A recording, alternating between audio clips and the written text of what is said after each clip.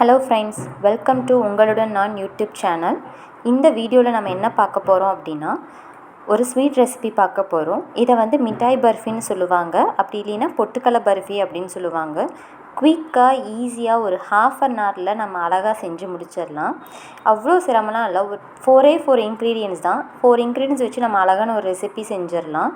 இந்த ரெசிபி எப்படி செய்யலாம் அப்படின்ட்டு தான் இந்த வீடியோவில் பார்க்க போகிறோம். நம்ம இதை ஒரு 10 டேஸ் பக்கம் நம்ம வச்சு சாப்பிட்லாம். ஸோ வாங்க பார்க்கலாம். நான் ஃபஸ்ட்டு இந்த மாதிரி ஒரு கப்பில் 2 கப்பு பொட்டுக்கடலை எடுத்துக்கிறேன். நான் இந்த கப்பில் தான் எடுக்கணும் அப்படின்ட்டு இல்லை. நமக்கு டம்ளரோ இல்லை ஏதாவது ஒரு பாத்திரம், உங்களுக்கு மெஷர் பண்ணுற பாத்திரமோ, அதில் 2 கப் எடுத்துக்கிறேன். இந்த மாதிரி மிக்சியில் போட்டு ஃபுல்லாக கிரைண்ட் பண்ணி எடுத்துக்கிறேன். கூட ஒரு 4 ஏலக்காவை போட்டு அரைச்சிக்கோங்க. இந்த மாதிரி ஒரு ஜல்லடையில் எடுத்து நல்லா ஜலிச்சிக்கோங்க. ஏன்னா டஸ்ட் பார்ட்டிகல்ஸ்லாம் இருக்கும் இல்லையா, அதில் டிஸ்டர்ப் பண்ணாமல் இருக்கிறதுக்காக இந்த மாதிரி ஜலிச்சு எடுத்துக்கிறோம். எந்த கப்பில் நம்ம பொட்டுக்கடலை அளந்தோமோ அதே கப்பில் 2 கப்பு சுகர் நம்ம எடுத்துக்கிறோம். ஸோ அதாவது சரியாக நம்ம போடுற மாதிரி, ஓகேவா? இந்த மாதிரி 2 கப்பு எடுத்து 2 கப்பு சர்க்கரைக்கு 1 கப்பு தண்ணி ஊற்றணும். அதாவது சர்க்கரை முழுங்களவுக்கு ஊற்றினாலே போதுமானது. இந்த மாதிரி நல்லா மிக்ஸ் பண்ணிகிட்டே இருந்திங்கன்னா ஒரு 5 நிமிட்ஸில் நல்லா பாயில் ஆகிடும். ஸோ இதை பாட்டு பாயில் ஆகிட்டே இருக்கட்டும். இப்போ நாம் ஒரு பிளேட்டில் இந்த மாதிரி ஒரு 2 ஸ்பூன் கீ ஊற்றி இந்த மாதிரி ஃபுல்லாக அப்ளை பண்ணி விட்டுறணும். ஏன்னா சைடில் எல்லாத்துலேயுமே அப்ளை பண்ணி விட்டுறணும். நம்ம இதை ரெசிபி செஞ்சு இந்த தட்டில் தான் நம்ம கொட்ட போகிறோம். அதனால் ஒட்டாமல் இருக்கிறதுக்காக இந்த சர்க்கரை பாகு ஒரு கம்பி பதத்துக்கு வரணும். ஸோ வந்ததும் நாம் என்ன பண்ணுறோன்னா, ஒரு கோகோனட் இருக்கு இல்லையா, எடுத்து ஃபுல்லாக இந்த மாதிரி மிக்சியில் கிரைண்ட் பண்ணி எடுத்துக்கலாம். வேணும்னா நீங்கள் கையில் கூட திருவி போட்டுக்கலாம்.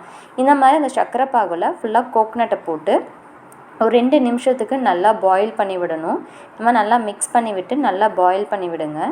இப்போ என்ன பண்ணுறோன்னா, நம்ம ஆல்ரெடி பொட்டுக்கடலை அரைச்சி வச்சுருக்கோம் இல்லையா, அதை எடுத்து 2 ஸ்பூனாக எடுத்து போட்டு நல்லா ஹம்ப் இல்லாமல் மிக்ஸ் பண்ணணும். அதாவது கட்டி இல்லாமல் நல்லா மிக்ஸ் பண்ணிக்கிட்டே இருக்கணும். இந்த மாதிரி ஃபுல்லாக கொஞ்சம் கொஞ்சமாக எடுத்து போட்டு நல்லா மிக்ஸ் பண்ணிக்கிட்டே இருக்கணும். சைட்லலாம் இருக்கும், அது எல்லாமே கொஞ்சம் கொஞ்சமாக எடுத்து கட்டி வராமல் கொஞ்சம் ஒரு வேகமாக ஒரு மீடியம் ஃபோர்ஸில் நீங்கள் இந்த மாதிரி கலக்கிக்கிட்டே இருக்கணும். நடுவில் ஒரு 2 ஸ்பூன் கீ ஆட் பண்ணிக்கணும். எதுக்காக அப்படின்னா, அது ரொம்ப ட்ரை ஆகாமல் இருக்கிறதுக்காகவும் நல்லா சாஃப்டாக வரதுக்காகவும் கீ ஆட் பண்ணிக்கலாம். நாம் வேணும்னா நீங்கள் நல்லா கீ சாப்பிடுவீங்க அப்படின்னா நீங்கள் தாராளமாக ஒரு 100 ml கீ யூஸ் பண்ணிக்கலாம். இந்த 1/2 kgக்கு நான் 50 ml தான் யூஸ் பண்ணிக்கிறேன். ரொம்ப திகட்டாமல் இருக்கணும் அப்படிங்கிறதுக்காக நான் 50 ml தான் யூஸ் பண்ணியிருக்கேன். நடுவில் இந்த மாதிரி 2 ஸ்பூன் கீ ஆட் பண்ணி நம்ம மிக்ஸ் பண்ணிக்கலாம். நீங்கள் ஒரே டைம் கீ போட்டாலும் ஓகே தான், ஒன்றும் ப்ராப்ளம் இருக்காது. ஏன்னா நல்லா கீ ஆட் பண்ண நல்லா சாஃப்டாக கலர் எஃபெக்டோட நல்லா ஒரு மைசூர் பாக் சாப்பிட்ற ஃபீல் வரும். கண்டிப்பாக நீங்கள் ட்ரை பண்ணி பாருங்கள். இந்த மாதிரி கீ ஆட் பண்ணி சைட்லலாம் ஃபுல்லாக எடுத்து விட்டு நல்லா இந்த மாதிரி கட்டி இல்லாமல் ஒரே பதத்தில் ஒரே மாதிரி அப்படியே மிக்ஸ் பண்ணிக்கிட்டே வரணும். அடியிலலாம் ஒட்டிடும், அதனால் நம்ம அடியிலையும் ஃபுல்லாக ஒட்டாத மாதிரி இப்படி எடுத்து விடணும். நான் நான்ஸ்டிக் யூஸ் பண்ணியிருக்கேன். அடியில் ஈஸியாக ஒட்டாது அவ்வளோ சீக்கிரம் அப்படிங்கிறதுனால நம்ம சில்வர் பாத்திரத்துலேயும் செய்யலாம். சில்வர் பாத்திரத்துலேயும் செஞ்சாலும் நமக்கு நீட்டாக அழகாக வந்துடும்.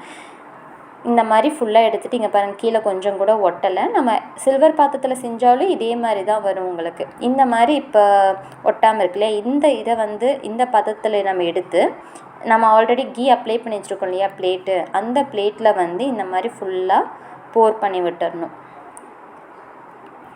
இப்போ பார்த்திங்களா, சைடில் கீ அப்படியே வருது. ஏன்னா நம்ம கீழே இந்த மைசூர் பாக்கு இந்த மிட்டாய் பர்ஃபி ஒட்டாமல் வரணுங்கிறதுனால நம்ம கீ அப்ளை பண்ணணும். அதே மாதிரி ஒட்டாது. இந்த மாதிரி ஃபுல்லாக மேலேயும் கீ கொஞ்சம் அப்ளை பண்ணி விட்ருங்க. ஏன்னா ரொம்ப ட்ரை ஆகாமல் இருக்கணுங்கிறதுக்காக இந்த மாதிரி கீ ஃபுல்லாக அப்ளை பண்ணி விட்டுட்டு ஒரு 10 to 5 மினிட்ஸ் நீங்கள் வெயிட் பண்ணாலே போதும். சூப்பராக உங்களுக்கு ரெடி ஆகிடும். நெக்ஸ்ட்டு இதை நம்ம ஷேப் பண்ணுறோம். ஷேப் பண்ணுறதுக்காக நம்ம இந்த மாதிரி ஒரு பீஸா கட்டரோ அப்படி இல்லை நம்ம கத்தி இருந்தாலும் கத்தியிலே பண்ணலாம். என்ன கேட்டால் பெஸ்ட்டு கத்தியில் பண்ணுறது தான். நான் இதை சும்மா ட்ரை பண்ணி பார்க்கலாமே அப்படிங்கிறதுனால இதை நான் ட்ரை பண்ணி பார்த்தேன். இந்த மாதிரி லைனாக அழகாக கோடு போட்டே வரலாம். நீங்கள் கத்தியிலே ட்ரை பண்ணி பாருங்கள். போட்டிங்கன்னா உங்களுக்கு கம்ஃபர்டபுளுக்கு ஏற்ற மாதிரி, அதாவது சின்ன பீஸாக இருந்தாலும் சின்ன பீஸ், பெரிய பீஸ் எப்படி வேணாலும் உங்கள் கம்ஃபர்டபுளுக்கு ஏற்ற மாதிரி நீங்கள் போட்டுக்கோங்க. இந்த மாதிரி அழகாக ஃபஸ்ட்டு ஒரு ஸ்ட்ரைட் லைன் ட்ரா பண்ணிட்டு வந்துடுங்க. நெக்ஸ்ட் அதே மாதிரி பிளேட்டை திருப்பி டைமண்ட் கட் பண்ணுறதுக்காக மறுபடியும் அந்த கோட்லேயே வந்து கிராஸாக வந்து இந்த மாதிரி லைன் போட்டு நான் எடுத்துக்கிறேன். வேணும்னா உங்கள் சைஸும் நீங்கள் சின்னது பண்ணிக்கலாம், இல்லை உங்கள்கிட்ட அச்சு இருக்குது அப்படின்னாலும் நீங்கள் அந்த அச்சை வச்சு நீங்கள் பண்ணிக்கலாம். பாருங்கள், இதை நான் வந்து லைன் போட்டு ஒரு 10 to 15 minutes நான் அப்படியே வச்சுட்டேன். இப்போ பண்ணிங்கன்னா கார்னரில் நீங்கள் எடுத்திங்கனாலே அழகாக உங்களுக்கு வந்துடும். ஒரு பீஸ் மட்டும் கார்னரில் இப்படி எடுத்து விட்டிங்கனாலே உங்களுக்கு அழகாக வந்துடும். நெக்ஸ்ட்டு பீஸில் நீங்கள் அப்படியே கை வச்சு எடுத்திங்கனாலே வந்துடும். பார்த்திங்கன்னா நான் வந்து அந்த அச்சு அந்த பீஸா கட்டர் யூஸ் பண்ணதுனால எனக்கு வந்து கொஞ்சம் கீழே வரைக்கும் லைன் போகாமல் போயிடுச்சு. இதே நீங்கள் நைஃப் யூஸ் பண்ணியிருந்தீங்கன்னா கண்டிப்பாக உங்களுக்கு வந்து அழகாக அந்த கோடு வந்து கீழே பிளேட்டிங் வரைக்கும் உங்களுக்கு போயிருக்கும். எடுக்கிறதுக்கும் வந்து ஈஸியாக இருக்கும். இதுவும் ஒன்றும் பிரச்சனை இல்லை, இந்த மாதிரி பண்ணாலே போதும், அது வந்துடும். இந்த மாதிரி அழகழகாக டைமண்ட் ஷேப்பில் வந்து உங்களுக்கு எடுத்துடலாம். நீங்கள் வேணுனாலும் சைஸ் சின்னதாக போட்டுக்கலாம், ரவுண்டு வேணுனாலும் அச்சு இருந்துச்சுன்னா அதை அச்சு வச்சு நீங்கள் அழகாக பண்ணிக்கலாம். இதை வந்து பிளேட்டிங் அழகாக எடுத்து கொடுத்து இன்ஸ்டண்ட்டாக வரவங்களுக்கு, கெஸ்ட்டாக வரவங்களுக்கோ இல்லை ஏதாவது ஒரு ஃபங்க்ஷன் டேனாலும் ஃபெஸ்டிவல் டேனாலும் நம்ம வந்து வீட்டில் அழகாக வந்து யூஸ்வலாக நம்ம கேசரி பாயாசம் அப்படின்னு செய்கிறத விட இந்த மாதிரி டிஃப்ரெண்ட்டாக செஞ்சு கொடுத்திங்கன்னா குழந்தைங்களும் நல்லா சாப்பிடுவாங்க, நமக்கும் வீட்லேயும் வந்துட்டு நல்லா சாப்பிடுவாங்க. ஸோ இந்த மாதிரி இப்போ 1/2 kg பார்த்திங்கன்னா உங்களுக்கு ஒரு 25 to 30 பீசஸ் கண்டிப்பாக வந்துடும். நீங்கள் பாருங்களேன், இப்போ எடுத்து அதாவது ஷேப் போட்ட உடனே எடுத்தால் அந்த லைனுக்கு ஏற்ற மாதிரி உடஞ்சி அழகாக வந்துடும் உங்களுக்கு.